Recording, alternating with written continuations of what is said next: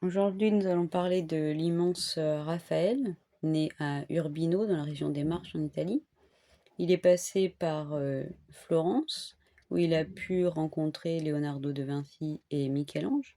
Il a principalement été formé dans l'atelier du Pérugin, mais c'est à Rome qu'il s'est établi et où il a surtout travaillé à la décoration des nombreuses chambres du Palais du Vatican.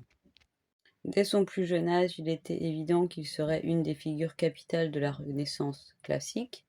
Il a été capable de synthétiser les arts de Michel-Ange et de Léonard de Vinci dans les mouvements, les dessins, les couleurs, les positions, également l'importance de l'humanisme de la Renaissance.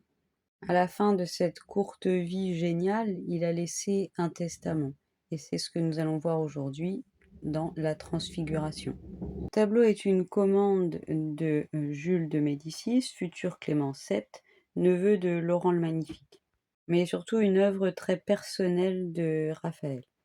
Nous voyons le Christ entouré de Moïse et d'Élie, qui provoque une telle lumière qu'il est capable d'aveugler trois apôtres qui se trouvent en dessous, que sont Saint Pierre, Saint Jacques le Majeur et Saint Jean évangéliste.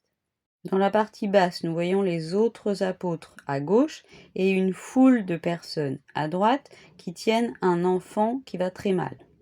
Un des apôtres pointe le Christ comme celui capable de guérir l'enfant.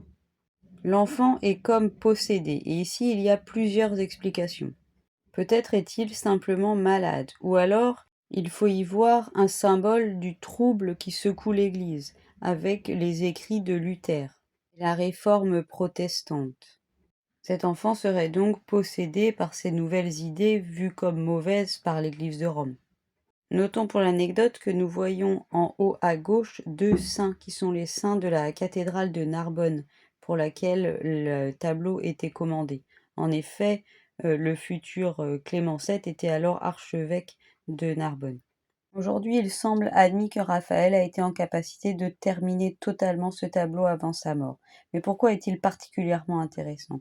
Eh bien parce que par ses couleurs très vives, ses mimiques outrancières, il invite à un nouveau mouvement artistique qui sera le maniérisme. Finalement, avec la mort de Raphaël, c'est peut-être aussi la fin de cet idéal de la Renaissance, de l'homme au centre de tout. Pour voir d'autres œuvres de Raphaël, procurez-vous le fascicule Regard sur la peinture consacré à Raphaël, ou bien évidemment, allez faire un petit tour au Vatican, où vous pourrez admirer ce tableau. Et nous retrouvons-nous demain.